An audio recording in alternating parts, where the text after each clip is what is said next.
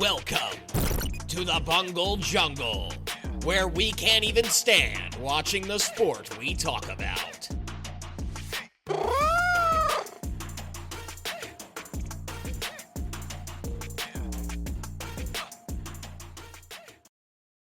Howdy, everybody. Welcome back to... We're no longer the Coldiron Gridiron until the Bengals can win a fucking game. Welcome to the Bungle Jungle. Get your paper bags ready. Put them over your heads. My paper bag today says, tank for Travis. For Travis Hunter. Absolutely not. Absolutely fucking not. Well, we need the help with the secondary because, oh my fucking God, this pass defense is terrible. What does your paper bag say?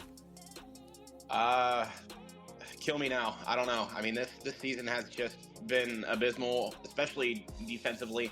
Pass defense looks great. Running wise, I mean, I know we've got a lot of injuries going on right now on the defensive line side of things, but man, I mean, you're all professionals at the end of the day. Everyone needs to step up individually, make tackles, and it's just a joke, honestly. And I cannot wait to dive deeper into this episode here on the Bengals, and it's just a shame where they're at right now. It really is, man. And by the way, I am Zach Coldiron of the Coldiron Gridiron podcast. You can follow me on Instagram at ColdForgeSteel, and you can follow us on X at ColdGridPod. Sean, if you want to go ahead and introduce yourself and your X handle and whatnot. Yeah, welcome to another week, guys. We're heading into week 4. My name is Sean. You can follow me on X, Twitter. Don't know what they call it nowadays. Elon Musk has totally ruined the app.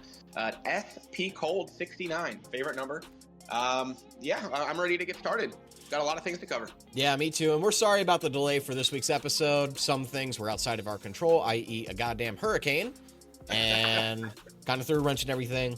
We didn't get this week's episode out until, it'll probably be out tonight, Saturday night, or Sunday morning before all the 1 o'clock games. But we'll make sure that, we publish the episode before the 1 o'clock games start. So that way you guys can listen to it and our really shitty takes before the week begins. But without further ado, the first thing that we kind of brought up that Sean was bringing up was the Bengals and their piss poor performance on Monday night against the Washington Redskins. And no, I'm not going to call them the Commanders. Nobody in this fucking NFL wants to call them the Commanders. In fact, there's a petition out there wanting to call them the Redskins again. But, that organization is so garbage, they're not willing to listen to actual Native Americans who want to bring that, name back. But I digress. It's not what we're here to talk about. We're here to talk about the Bengals starting 0-3 in a gimme game, to be honest with you. I want to know where your brain's at, Sean, because we went and watched the game together with some friends on Monday night, and it was possibly some of the most disappointing defensive football I've seen. But I want to kind of hear your take first. Yeah, no, my head is currently in the gutter as a Bengal fan. Offensively, I mean, they look fantastic. Joe Burrow on the AFC side of things is second in passing yards, second in touchdown passes, second in overall rating on the AFC, 71% completion on the year. Offensively, they look fantastic. Defense, Lou Anarumo has really got to, step up to the plate. Wrong sport, but you get my idea. I mean, we have guys out there that can't even tackle a Make-A-Wish kid. We have guys, running into each other, trying to make a tackle. Nobody's communicating. There's no chemistry defensively. And I've always been a defense, wins game kind of guy. Obviously, I mean, we saw Monday night, there were not a single punt, not a single turnover. First game since 1940 that's, ever happened. Yes, you can, get things done offensively, score points, but defenses also has to step up and make stops, punt the ball, create turnovers, and that's what they did not do, and that's the reason why we had lost. Yeah, I definitely agree that the defense is the primary reason we lost that game. Jaden Daniels was finding the soft spot in the zone defense that we were running that entire night, and it seemed like that the middle of the field was neglected. Like, I swear every play, it was a little stick route or a slant inside or some sort of in route into the middle of the field that left the middle of the field compromised. And at the end of the day, that's what gave them progress. That's what gave them yards. And by the way, shout out to Jaden Daniels. He looked like an absolute stud piecing up that Bengals defense. And on paper, that Bengals defense is amazing. So for him to go out there and do that, congratulations to that young man for being able to do something like that. But from the Bengals defense side of things, man, you cannot allow yourself to get pieced up by a quarterback like Jaden Daniels. You simply cannot. You cannot expose your defense like that. I mean, yeah, I get that, the Bengals wanted to make a statement to Mel Kiper that, hey, cover 2 works. Yeah, cover 2 doesn't really do a good job at protecting the middle of the field, if you just leave it fucking exposed. But I digress, man. I'm very disappointed in the Bengals right now, to the point where I'm not even excited about this season anymore. Joe Burrow made a statement earlier this week that kind of pissed me off. I'm not even going to lie. And I really like Joe. I think Joe's a very commendable young man. He's got a good head on his shoulders, but he said he doesn't care about the postseason right now. And I get what he was saying, that we got to focus on getting that first win, right? But to get there, you have to win games. So yeah, that should be your primary fucking focus. Absolutely should be. And I'm just very disappointed in the team, and I think there needs to be a change. One, when it comes to Joe Burrow's leadership in the locker room. And 2, I think Zach Taylor needs to take some accountability and stop calling fucking plays. And I was just going to say that. I don't know if you saw at the end of the game, too. Him and Zach Taylor and Joe Burrow ended up having some private conversation back to the locker room at the end of the game. And they said it was nothing but positivity, in that conversation. But like you said earlier, I mean, it's just like these short screen plays, stick routes. These plays that Zach Taylor is calling offensively, and I know he's making these calls because he used to be a quarterback's coach, offensive coordinator, looking at his resume, and you can just tell he's making these calls. And I think it's come to the point, Joe Burrow has had, so much success. He has the best completion percentage in NFL history, to a certain amount of passing attempts and whatnot. And I think it's time for Joe Burrow to step up and start making these calls. It's just terrible to see, this team start 0-3. I was doing research. Patrick Mahomes, has never started a season 0-3. Tom Brady never even started 0-2 in his career. And this is, I think, Joe Burrow's second time he's been in this situation. And, a lot of good teams throughout the season only lose 3, 4, 5 games, barely even 6. I mean, they get over 10, 11 wins a season. And right now we're on pace. I personally think I hate to say it, miss the playoffs. And Joe Burrow really needs to, get his head out of the gutter too. And he needs to, that goal is to make the playoffs. That goal is to win the Super Bowl. And that's what the goal should be every single year. Yeah, I know you want to focus on getting a win. They have an easy game this week. Don't even say that. I want to say easy. Want to say an easy game this week against the Panthers, but hey, man, that Red Rifle, he is on fire, literally. He looked great this past weekend. Multiple touchdown passes, over 300 yards. First quarterback to do it this year, I think, if I'm not mistaken. So, yeah, before another guy, Joe Burrow, fucking did it to Washington. Yeah, I think he threw, 324 yards, 3 touchdown passes. Touchdown passes, yep. 7.5 rating. He looked fantastic. And what's funny is watching Shannon Sharp this past week, he made some comments, and I think we're going to get into that here shortly that I was not very happy about. Yeah, I'm not going to lie. We can talk about Shannon Sharp first, and we can talk about some other fucking bum after this. Former fucking Raven, if I remember correctly. But, dude, Shannon Sharp, dude is a very intelligent football player, and I was wrong, by the way. No, I was not wrong. We'll get back to that later. Shannon Sharp, fantastic football player, questionably one of the best at his position to ever play.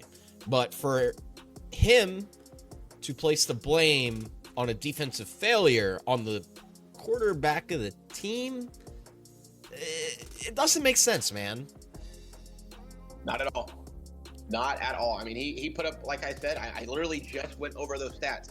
How you're going to blame this on Joe Burrow is beyond me. I mean, looking at his resume, he's had so much success. 2 AFC, championship appearances, a participation trophy. And I just said he has the best completion percentage in NFL history per a certain amount of passing attempts. you cannot just blame this on Joe Burrow. Yes, it's a team. At the end of the day, they both have to play well on both sides of the ball, and defense isn't playing well on the other end of the side, on the other side of things. So the comment he made, especially with him and Canty, he's tired of all the excuses for Burrow. It's the fucking defense. Do your fucking job, make tackles, create turnovers. Joe Burrow is still going to be that successful guy on the offensive side of things. So I don't know. What are your thoughts on all this? I think Chris Cunty doesn't. For being a fucking defensive end in the NFL, you think he would have a little bit of fucking football intelligence. I played college, or not college, take that back, high school football, okay? I understand the basics of football. You are a fucking professional. You have played at the highest fucking level you possibly can, and you're going to say that Joe Burrow doesn't deserve all the fucking credit he's been given? Are you fucking shitting me? After he throws for over 300 yards, gets 3 fucking touchdowns, and you want to place that fucking loss on him? Are you fucking dumb, Chris Cunty? You don't even deserve to be called by your real fucking name. Okay? You're a fucking little bitch, and I don't care if my voice just cracked. I'm fucking passionate about this goddamn football team, and you're fucking biased with your fucking rat bird fucking ass trying to hate on the fucking Bengals just so you can get some fucking eyes. You're a fucking nobody. You've only had 22 and a half sacks in your fucking career as a defensive end. There's motherfuckers out there who have literally gotten more sacks in 1 year than you've had in your fucking career. You're a fucking bum. Shut your fucking mouth. That's my opinion. Man, that was pretty harsh. I mean, I agree with you, though. I mean, he even started walking off set, turned his back to the camera, and this is why I don't watch First Take. Stephen A. Smith, Shannon Sharp, they're great guys, but I know we have terrible takes. Come on, let's be honest. But those two are the CEO of these fucking terrible takes. And the way Chris Canty composed himself on that episode was just so unprofessional, man. Shout out to Marcus Spears for, backing up Joe Burrow and, the Bengals offense, on that episode of First Take. But I think you said it best about Chris Cunty and Shannon Sharp. No, here's the thing, bro. I like Shannon Sharp. I just thought that, he had a bad take, but I know that Cunty takes this shit fucking personal because he was a Raven for 3 or 4 years. He's literally just looking for some fucking publicity because his NFL career was absolutely fucking nothing. Hey, you got to do anything you can for clicks here. Let me look him up. He went to Virginia. Okay. D1's college. All right. Yeah, I mean, what the fuck are these stats? He started 5 full seasons out of 11 years. Yeah, dude, come on, man. You have no room to talk. Sit the fuck down and shut the fuck up. Thank you. Yeah, I think that's all I want to talk about on that shit because I'm not gonna lie, that shit done pissed me off. Motherfuckers, I know more. I know ball more than you, and that's fucking sad. Hold on. Anyways, this week we got through these topics a little quick. We don't have many topics to talk about today because it's been a fucking crazy week. But why don't we get into Sean's selections? Sean, give us your best financial advice, quote unquote, not financial advice. Best financial advice? Really? We're 0-3 on this segment here, Zach. I'm about to give up. I'm turning into a degenerate gambler. We have a buddy from work that just throws, in these crazy, 16-leg parlays. The odds are insane. And I'm like, you know what? It's come to that point end of the season. We're only 4 weeks in, but whatever. I mean, something's got to get done. And I think this week looks fantastic. And I'm going to go ahead and throw my selection this week on the Bills-Ravens game. I think this game is going to be fantastic. Don't know why the Bills are underdogs. Possibly because it's in Baltimore. But the current spread right now, I believe, is Bills +3. I did a custom spread this week. It's +3.5, obviously, because I want to give some, wiggle room for a possible field goal and whatnot. And Khalil Shakir, anytime touchdown, as of Saturday, these current odds on this 2-leg parlay are plus 350. I think this is easy money. Again, this is not financial advice. Do not come for my ass. I know I'm 0-3 already this year, but this is a guaranteed lock. Yeah, man. I that sounds like it could be a lock. I mean, Josh Allen's having a fantastic year. And like I said last week, man, I ate my fucking words about Josh Allen. Did you hear what they were fucking chanting on Monday night after that game? MVP. And you know what? I'm on the Josh Allen MVP train, man. Fuck yeah, Josh. I'm happy for you. I wasn't a hater. I'm not a hater. I do not hate Josh Allen. I just didn't believe. And guess what? You got me starting to believe, buddy. Keep having a fucking killer year, and if you win MVP over Joe Burrow, that's okay with me, bro.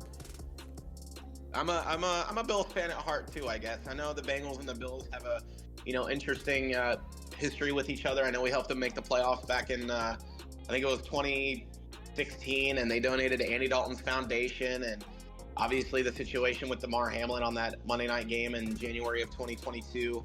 That was a little bit of a scary situation, and Bengals fans ended up donating to Damar Hamlin's little charity foundation. So got a soft spot for the Bills as well. And who would have thought? I mean, Josh Allen with, honestly, I hate to say it, no receivers really. Dalton Kincaid really hasn't stepped up a lot this year, but a lot of people have the Bills missing the playoffs. And the way Josh Allen's playing, he has the best stats overall out of all 32 starting quarterbacks right now.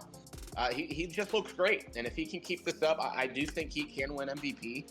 And can he take the Bills to a Super Bowl? The Chiefs aren't, playing up to expectations like people thought they were. Mahomes looks, I hate to say it, mediocre. 5 touchdown passes, 4 interceptions. He hasn't been putting a lot of passing yards up this year. They've been relying a lot on Pacheco, and he's hurt. And you got to think, what's going to happen with this Chiefs team? This three-peat is starting to look a little dim. I know it's still early in the year. We have a lot of football left to play. But I am, I'm 100% on the Bills, man. They look fantastic. I don't think, looking at the Bengals schedule, we do not play them this year, which is very unfortunate. I'd love to, obviously see that matchup, but man, do they look fucking awesome. Yeah, honestly, I'm very excited, for the Bills. I literally think this could be their year. This could be their Super Bowl. And let's be honest, man. Look at their wide receiver room. It ain't the best. I'm not saying they're terrible, but, they have no superstar power. And Josh Allen's getting it fucking done. Yeah. So you give Josh Allen a superstar? Bro. He's a big body guy. Built like a Dorito, He can run the ball, pass like a, dog. I mean, he's got Khalil Shakir, Keon Coleman, and Matt Collins. I mean, they're okay. They're not, the greatest wide receivers out there. But he at the end of the day, he's successful and he's getting it done. Absolutely. And I'm really excited. I literally think the Chiefs three-peat is in jeopardy, just like you said, man. And you know what? Right now, I'm thinking the AFC Championship game's looking like Bills-Chiefs. And I think the Bills are going to the fucking Super Bowl the way everything's been going so far. You say Bills-Chiefs. I don't know. The Chiefs, to me, they've got, like I said, a lot of work to do. And let's put this into perspective. What if, this was the Chiefs starting 0-3, and Pat Mahomes was putting up numbers like Joe Burrow was? Would Shannon Sharp and Chris Cunty be talking about Pat Mahomes the way they're talking about Joe Burrow? Absolutely Probably not. Absolutely. Because the Bengals, or not the Bengals, the NFL loves to dick ride the Chiefs and Patrick Mahomes. They're absolutely glazing this team, and yes, they've had a lot of success. They're a dynasty team at the end of the day, but this dynasty, in order to continue to be a dynasty, you need to be consistent. They are not looking consistent this year. Yes, I know they're undefeated, whatever, but man, they have a lot of work to do. I would agree on that, man, and I think you made a fucking great point, dude. If the situation was flipped and Mahomes was 0-3 and Burrow was 3-0, would they be dogging Mahomes? Absolutely not. That's the poster boy of the NFL. They're not going to dog him. But because the Bengals are a quote-unquote middle market franchise in the Midwest, because apparently we're so quote-unquote mid,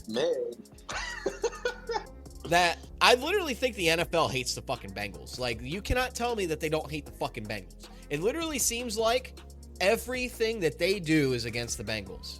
Whether it comes to officiating in the AFC Championship game that gives the Chiefs a fifth fucking opportunity to, get a first down, or to not calling holding calls against the Chiefs. You got to question whether they're getting fucking bailed out or not, dude. Like, I'm going to be honest with you. The Chiefs have been getting fucking bailed every single fucking game. I mean, honestly. But let's talk about that passing interference call in the Chiefs-Falcons game. If you don't think that was passing interference, you don't fucking know football. You fucking don't.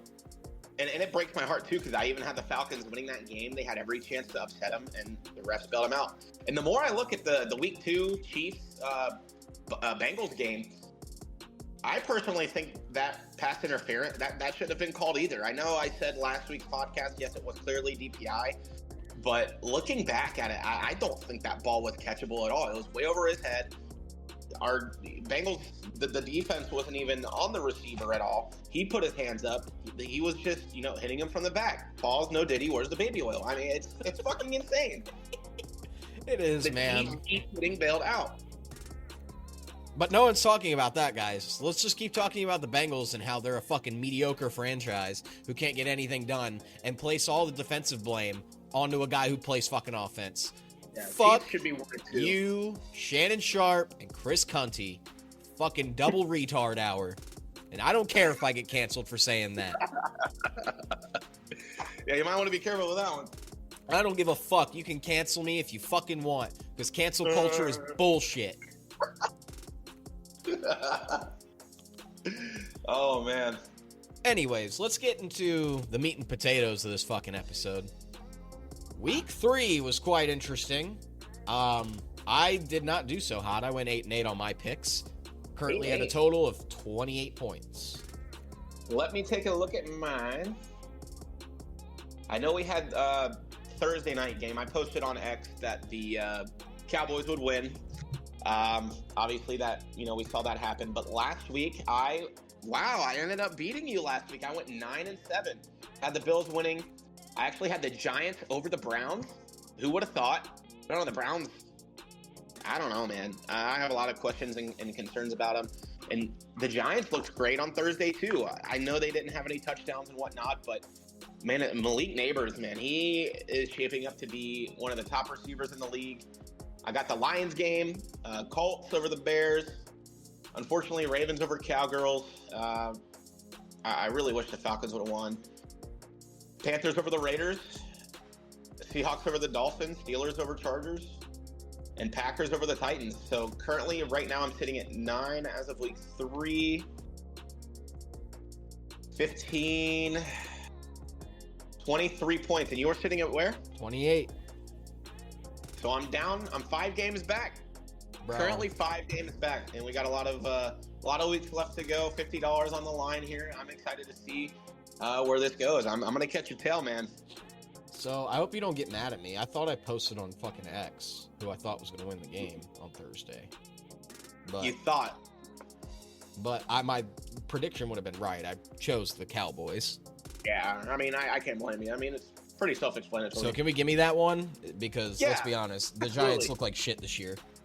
Yeah. I was not going to choose them on a fucking At least they green beat the day. Browns, baby. All right. I'm going to just live lock these in. We can start with the NFC since the Thursday night game was the NFC game. So the second game we have, this is going to be a big deal because rumor has it, I got a little notification on my phone today that a certain player is going to be active in the Vikings-Packers game on Sunday. And that would be Jordan Love, who is going to be potentially active. And that is big news for this game.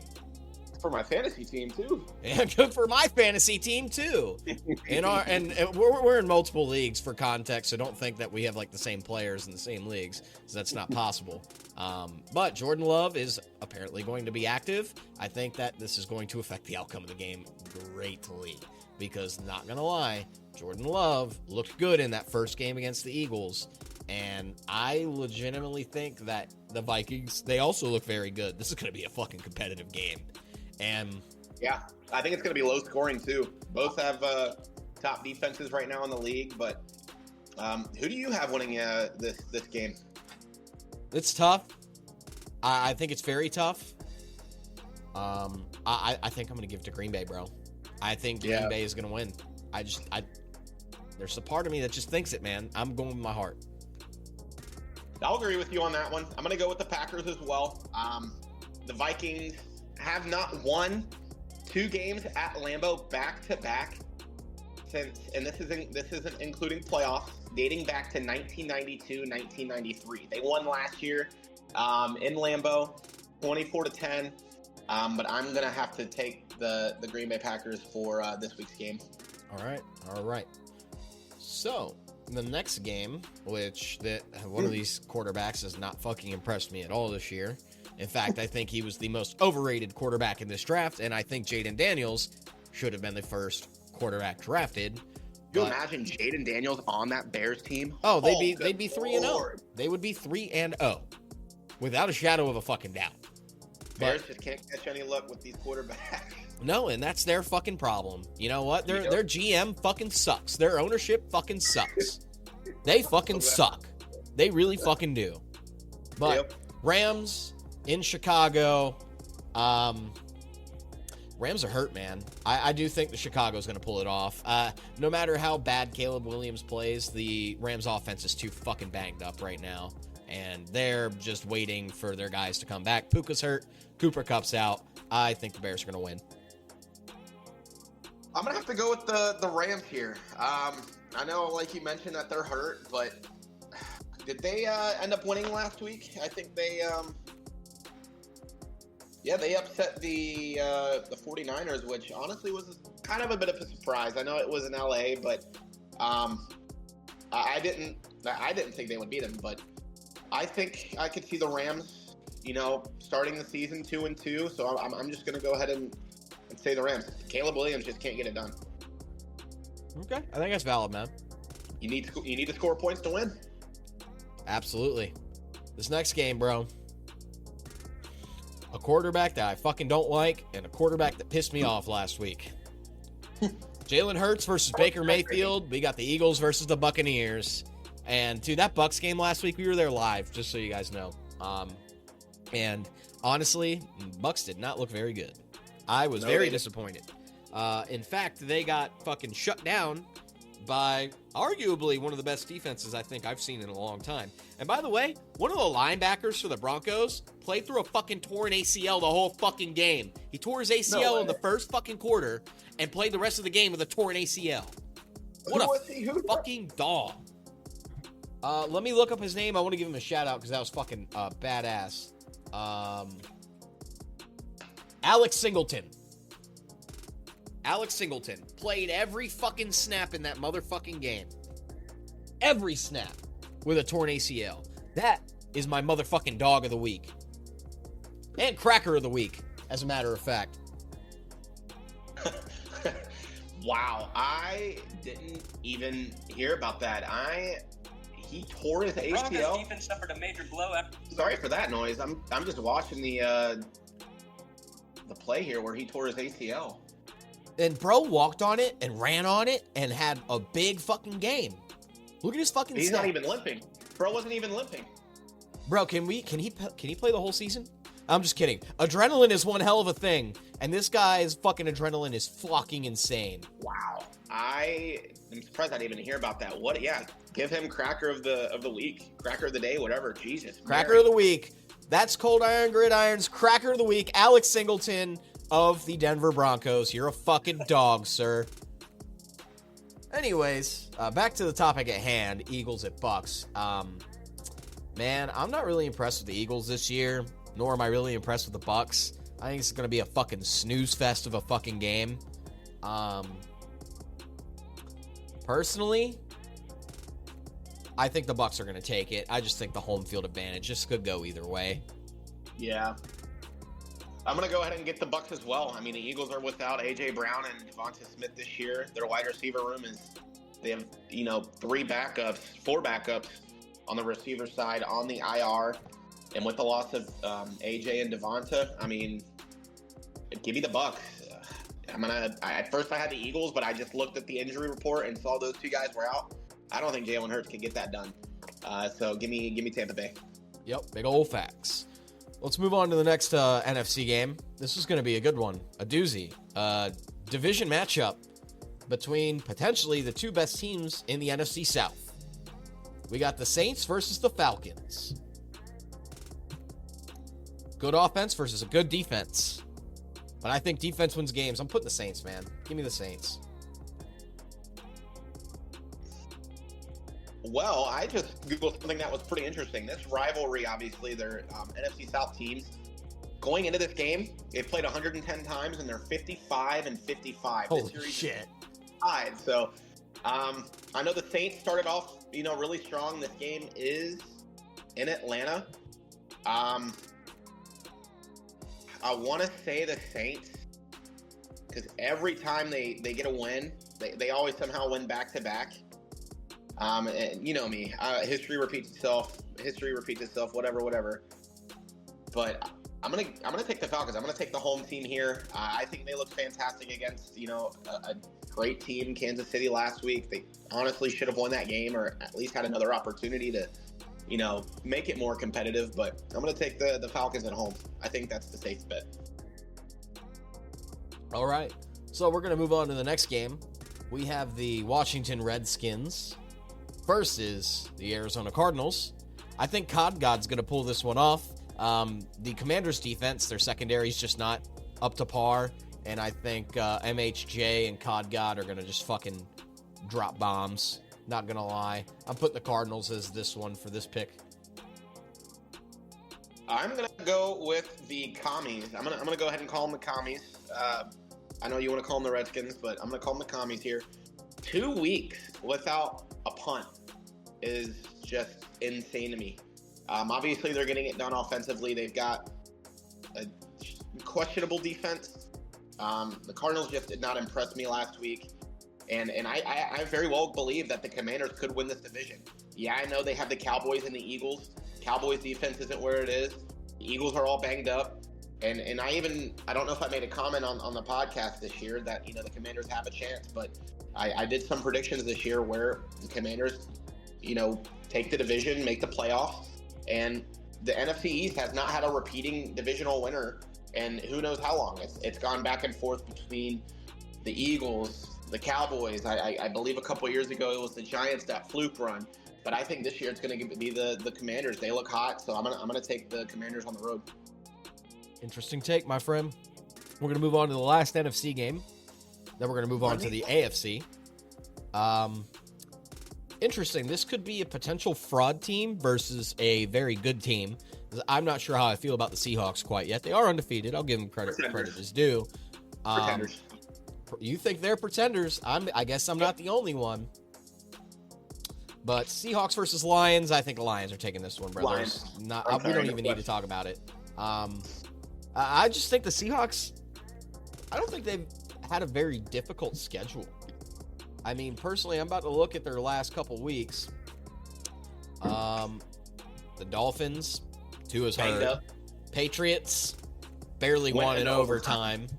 And could barely get it done against the Broncos. Like a quarterback who made his first career start. Yeah, come on. Yeah, pretenders. We can move on to the AFC now. This is my lock of the week, Sean. I don't know if it's your lock of the week, but I definitely think this is lock of the week. The Jaguars versus the Texans. The Texans are the lock of the week, and you guys can lock that one in. For me, that is Zach's lock of this week. Trevor Lawrence is a fucking fraud. He literally robbed the Jaguars at gunpoint. Tony Khan and his father got robbed at gunpoint by Trevor Lawrence. AEW is probably now going to tank. It's unfortunate, but he literally robbed them blind. CJ Stroud, his impeccable offense and their impeccable defense are going to get it done. Yeah, not my lock of the week, but I'm also going to go ahead and take the Texans. Not much to say about this one. All right. For the next one, Sean, is actually my shock of the week. Steelers versus Colts. I think there is a fraud organization in here, Sean. And who's the fraud? The Steelers. The Steelers are a fraud organization this year. I think like the Seahawks, that they are fucking pretenders. And it's not because I'm a hater or anything like that. I don't think Justin Fields is him. Brother. I don't think Russell Wilson is him. You could disagree with me all you fucking want, Sean. Wow. One-score games almost every game. I don't think they're going to get it done against the Colts defense. Colts have a great defense. The Steelers' offense is kind of like in the dookie. And I think Colts are pulling this off, bro. Interesting. I want whatever drugs you're taking. I don't think the Steelers are a fraud team at all. I'm a big believer in defenses. And over the last 3 weeks, they're only giving up 8.5 points a game. That is just insane to me. They haven't given up more than 10 points in a game. And Anthony Richardson just does not play well against elite defenses. I'm going to have to say the Steelers and Zach. This is my lock of the week. My shock of the week, your lock of the week. I'm going to make you eat those fucking words, Sean.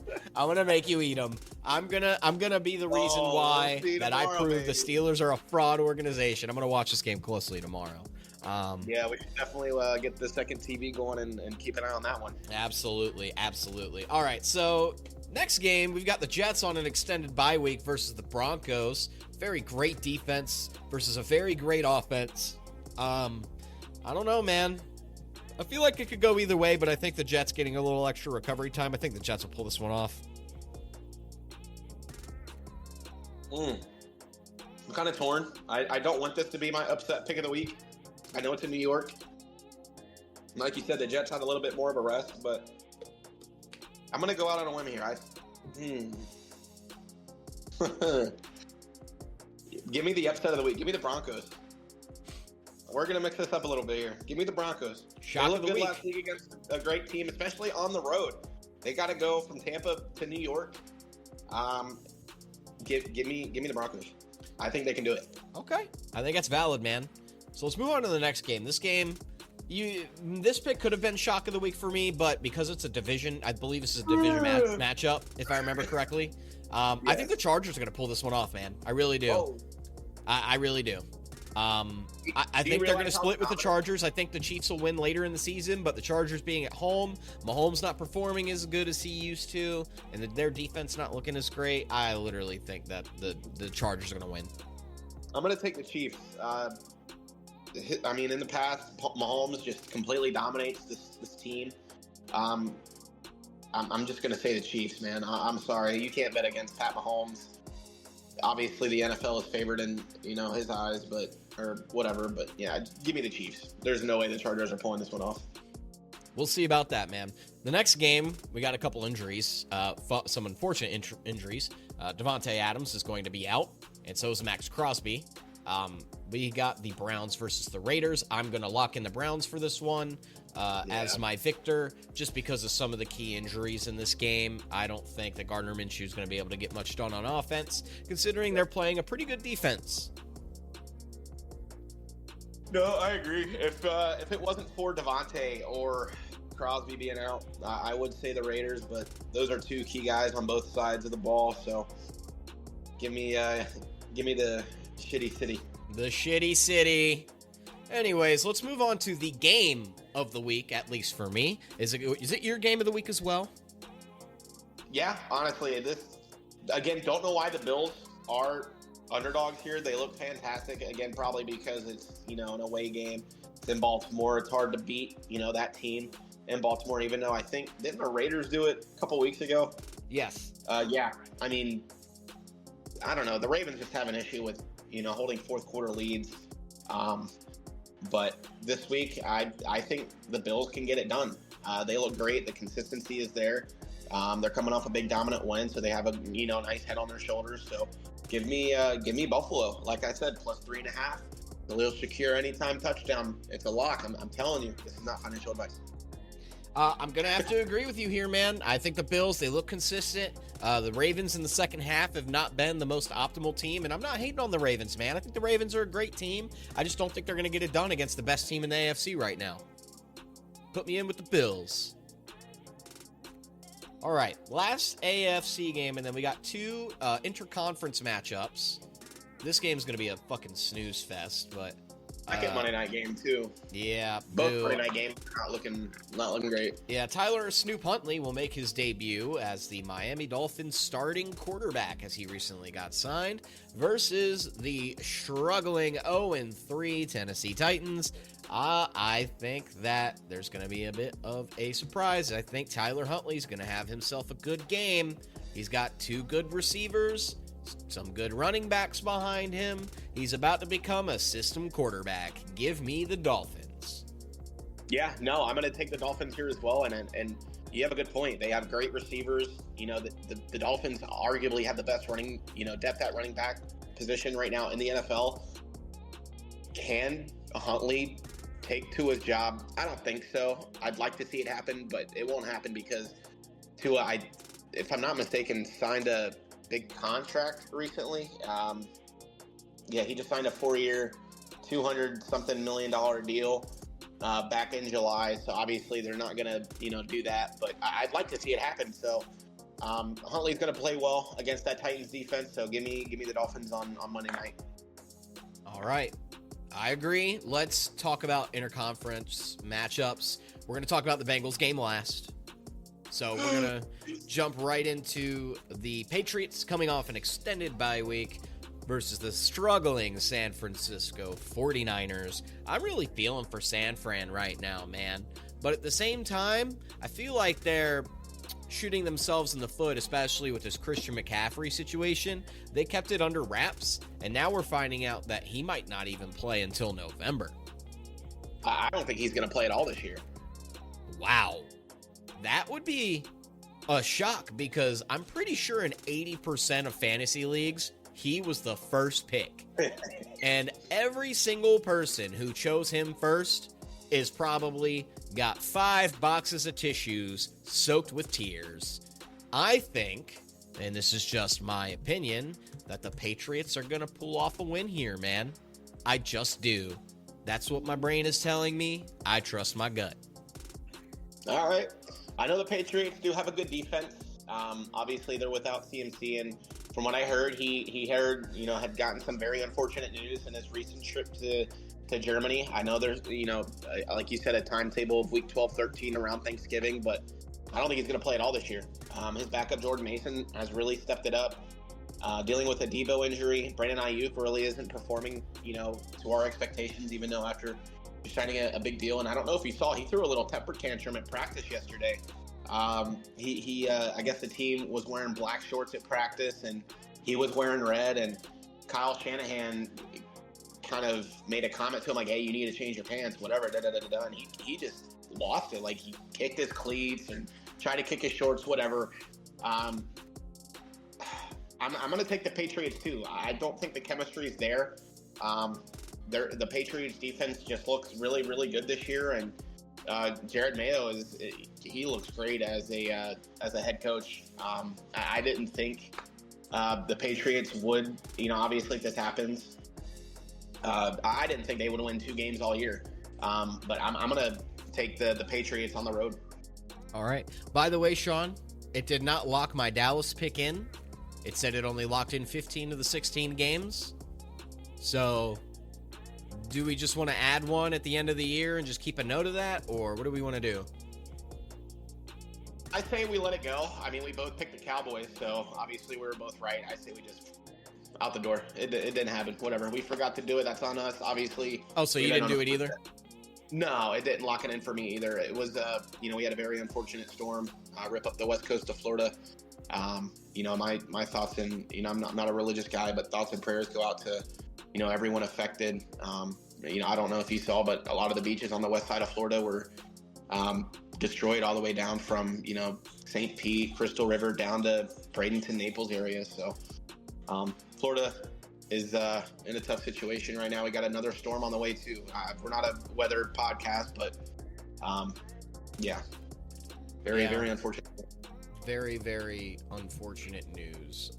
I really thoughts and prayers out to everybody affected by the storm. I've seen some very unfortunate and devastating damage happen.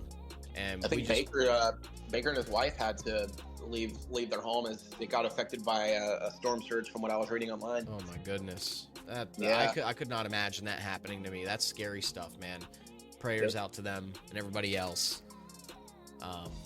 But yeah, let's get into our final pick and wrap up this week's episode of the Bungle Jungle. Bengals versus Panthers. I want to hear your take first, man. It's going to be very upset. I think this is it. If we lose this game, Zach, I think this will be the season. This is the light at the end of the tunnel, and if we can't get it done, we're going to miss the playoffs. Looking at the Bengals schedule ahead, we got the Ravens next week, and Joe Burrow said we have to win those division games. We haven't played a divisional opponent yet. We have to win these games. They have the Giants, another divisional opponent, a tough Eagles team. The road ahead, I mean, they have an easy schedule overall. And if they can't get this done, I think the season's over. Obviously, if it does happen, a lot of heads will be down, and it's going to cause a domino effect with 53-man roster. And if they can't get this done, the season's done. And I don't want to be, a Debbie Downer. I'm not going to pick the Panthers. I'm picking the Bengals. I have a lot of hope. I know we're playing, Andy Dalton, who knows this team very well. It's going to be an interesting game to see how it goes. But I think the way the Panthers defense is shaping up to be, I think Joe Burrow is just going to tear them apart. I'm hoping for another multi-touchdown game, over 300 yards again. We ran all over this team last year, so not much has changed with this team. So give me Cincinnati. We can't start 0-4. No way. No shot. I'm on the fence about this one, man. I'm going to be honest with you. I think a lot of heads are already down in the Bengals locker room. Starting off 0-3. I'm a believer in the Bengals. I really am. And even though we make this joke this week, like the gimmick is the Bungle Jungle, doesn't mean I don't believe in my boys. I think my boys are going to get it done. I'm locking in the Bengals as this. I do think that they're going to tear up that defense, man, because that Panthers defense is hurt. They are not great. And yeah, this will be probably a high-scoring game, just to be honest with you. I think it's going to be a high-scoring game. But I think the Bengals will get it done. And as you do bring up a point, they did just lose Derek Brown for the year. Their defense is just torn apart. They don't have Shy Tuttle on Sunday, so hopefully that's their nose tackle. So hopefully Chase Brown and Zach Moss can get some things done on the running side of things. But I think Joe Burrow's just going to continue to sling it and continue to have a great game. Bengals didn't punt at all last week. Scored on every single drive. So like you said, man, we got to keep our hopes up. Bengals need to win big. But they need to make a statement here. This is going to be a big statement game. Yeah, man. I think that's how the dice are going to roll this week. That is the Coldiron Gridiron official predictions for this week. Other than that, that's it for this episode. I want to thank everybody for listening and tuning in. Special shout out to the Forge D20 podcast.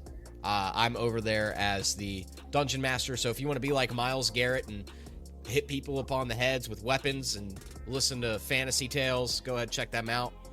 Other than that, we thank you for listening, for your kindness, and willingness to hear our shitty opinions. Sean, do you have any closing messages for our audience before we disengage for the evening? Who they think will beat them Bengals? Who they think gonna beat them Bengals? Who they think gonna beat them Bengals? The Chiefs, Patriots, and the Commandos. the Commandos. Anyways, that's all for this week, guys. Fuck Chris Cunty. Fuck you, Shannon Sharp. We love you, Ocho. Have a great week and take it easy. And AB.